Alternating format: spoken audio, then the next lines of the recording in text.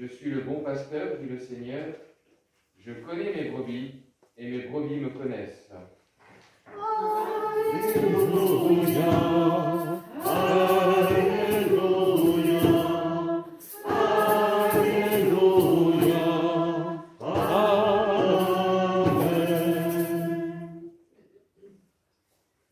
Le Seigneur soit avec vous. Et avec votre esprit. Évangile de Jésus-Christ selon saint Jean. Gloire à toi, Seigneur.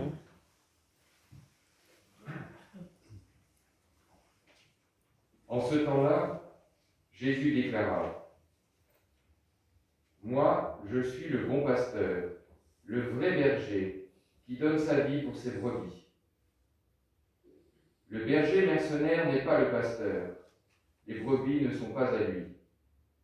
S'il voit venir le loup, il abandonne les brebis et s'enfuit. Le loup s'en empare et les disperse.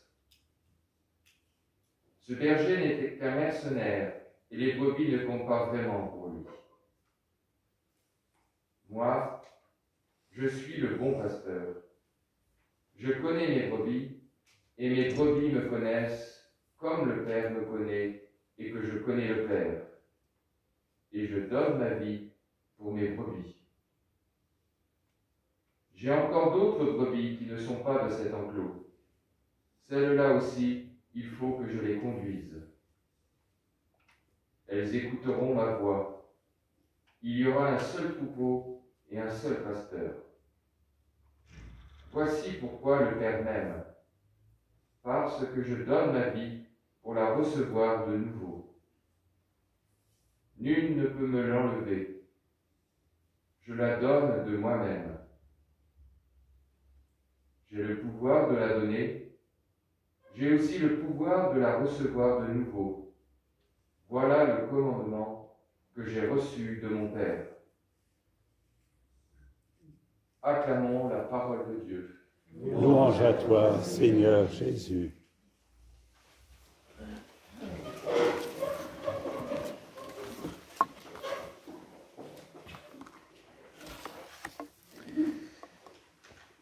Quand on s'arrête sur un évangile comme celui d'aujourd'hui, il est toujours bon de savoir un peu le contexte et ce qui précède et ce qui suit. Or, ce qui précède est assez fort. C'est la guérison de l'aveugle à la piscine de Siloé. Je ne sais pas si ça vous rappelle quelque chose. Un aveugle-né. Et le Christ lui rend la vue. Et après, cet homme va se trouver persécuté par les pharisiens, chefs des prêtres, qui vont venir l'interroger, le cuisiner, en disant « Mais qui t'a guéri ?» Et ils reviennent vers lui régulièrement pour de nouveau le travailler au corps, à tel point que cet homme, à un moment, va dire « Vous vous interrogez tellement sur celui qui m'a guéri, est-ce que vous aimeriez devenir de ses disciples ?» Ce qui va les mettre totalement hors d'eux. Donc voilà les mauvais bergers dont le Christ va nous parler dans l'évangile d'aujourd'hui. Ça vient d'arriver.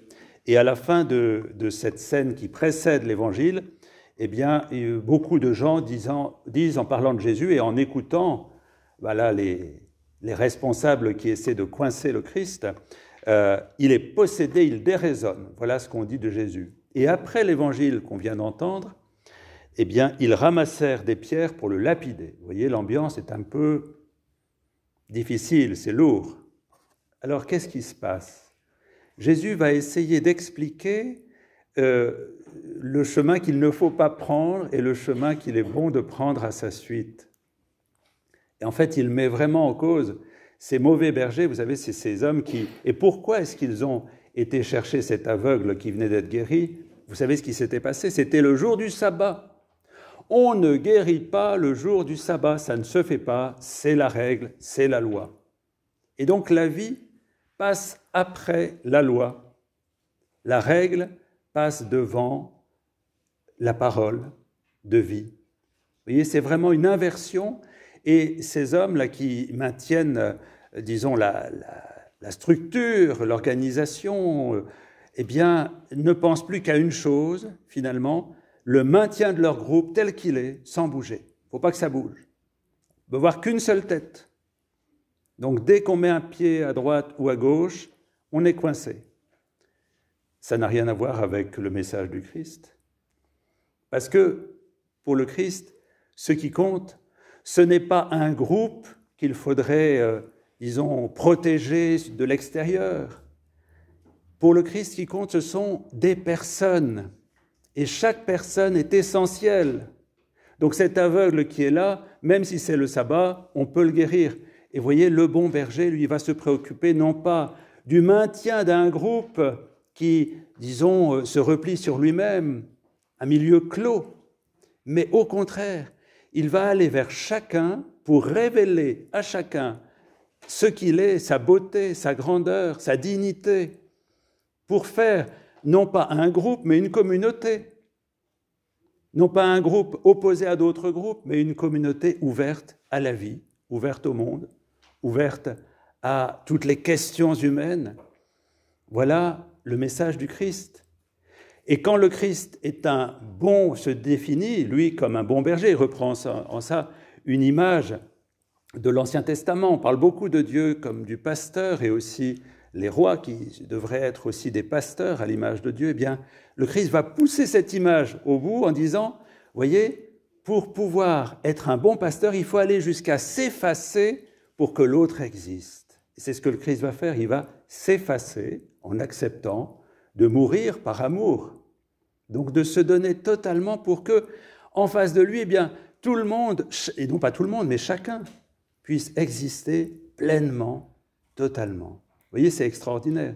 Ce bon berger, eh bien, c'est celui qui nous fait que quand il nous voit, eh bien, il nous appelle par notre nom, ce nom nouveau dont on va parler, hein, qui est écrit sur un caillou blanc, que peut-être que nous-mêmes, on ne connaît pas, notre grâce, notre beauté la plus profonde. On n'a pas forcément accès à ce que nous sommes au plus profond de nous-mêmes. Eh bien, le Christ nous regarde avec tant d'amour qu'il va révéler cette beauté que nous sommes pour que nous puissions la partager. Alors, comment le Christ fait-il ? Est-ce que le Christ tire ça d'un génie personnel, une espèce de science humaine supérieure ? Pas du tout. Il nous donne aussi la clé, là, dans cet évangile. Je ne sais pas si vous l'avez entendu, mais la clé, c'est la relation qu'il a avec son Père. Si le Christ peut nous faire émerger à ce que nous avons de plus beau, c'est parce que lui-même, sans cesse, il émerge à sa beauté dans le regard que le Père porte sur lui. Et d'ailleurs, la bonne traduction, ce ne serait pas le bon pasteur, mais le beau pasteur.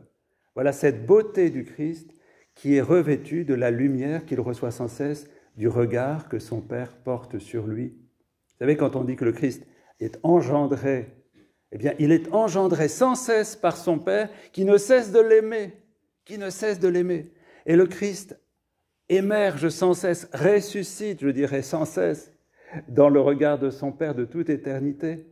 Et c'est cette lumière qu'il va poser sur nous, lui le bon pasteur, en nous regardant avec tant d'amour que l'on peut être soi-même, au-delà des masques, au-delà des images qu'on voudrait peut-être poser sur nous ou que nous aimerions projeter sur les autres, que nous puissions devenir vraiment nous-mêmes, parce que nous sommes aimés.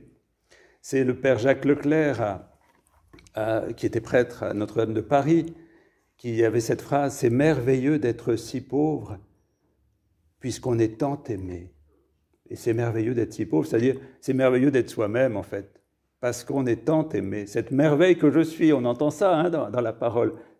Est-ce qu'on ose le dire ? Ben oui, il faut oser, parce que nous sommes aimés, donc on a le droit de dire cette merveille que je suis, parce que, non pas par ma force, mais par l'amour qui m'est donné.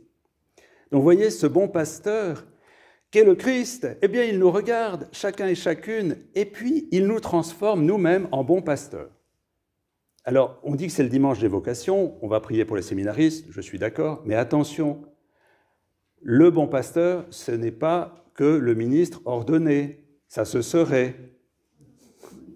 Le bon pasteur, c'est chacun et chacune d'entre vous. C'est-à-dire qu'il faudrait qu'on puisse poser chacun les uns sur les autres un regard d'une telle tendresse, d'un tel respect, d'une telle délicatesse, que notre communauté ce soit une émergence, si vous voulez, de cette beauté, et que on puisse refléter à l'infini, de l'un à l'autre, cette beauté que nous recevons et que nous pouvons faire émerger chez l'autre. Voilà une communauté. Une communauté, c'est un lieu où l'on s'aime. Ben, où on s'aime, oui, mais où l'on s'aime. Vous savez, c'était dans les premiers pères de l'Église, là, qui disaient, voilà, voyez comme ils s'aiment. Donc, c'est un appel, un grand appel hein, qui nous est lancé aujourd'hui à devenir une véritable communauté où il y a autant de bons bergers que je vois de visages ici. C'est vous, les bons bergers. C'est nous, les bons bergers. Et donc, la vocation, c'est la vocation de chacun. Il y a des vocations particulières, mais on peut être bon berger en étant marié, père de famille, en étant célibataire, en étant consacré, en étant prêtre, diacre, même évêque. Même pape, on peut devenir bon berger. Tout le monde. Et non seulement cela, mais nous avons à communiquer aussi vers tous ceux qui ne sont pas de cette bergerie. Alors évidemment, c'est la paroisse Saint-Jean-Baptiste. Il y a un pasteur pour 2 bergeries. C'est le Seigneur, c'est pas moi. Vous voyez, on n'est pas à être enfermé dans notre clôture. Il n'y a plus de clôture avec le Christ. Non seulement avec les autres communautés chrétiennes, mais aussi avec le monde. Nous sommes une seule humanité. Et les brebis, c'est tout le monde. Hein, c'est tous ceux que vous croisez dans la rue, là. Et c'est aussi les bergers. À partir du moment où vous communiquez la vie, vous devenez communicateur de vie. Voilà, j'aime bien quand on partage, quand on a les laudes le mardi ou le vendredi. Souvent, Monique me dit les rencontres qu'elle fait dans le quartier et les beautés des visages.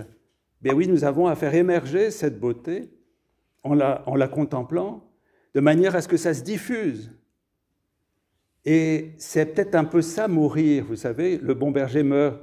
Eh bien, c'est mourir un peu à tout l'ego en nous, c'est-à-dire tout ce qui nous replie sur le désir d'être grand, vu, formidable au-dessus des autres, pour devenir des contemplatifs de la beauté, de l'amour qui est mis en chacun.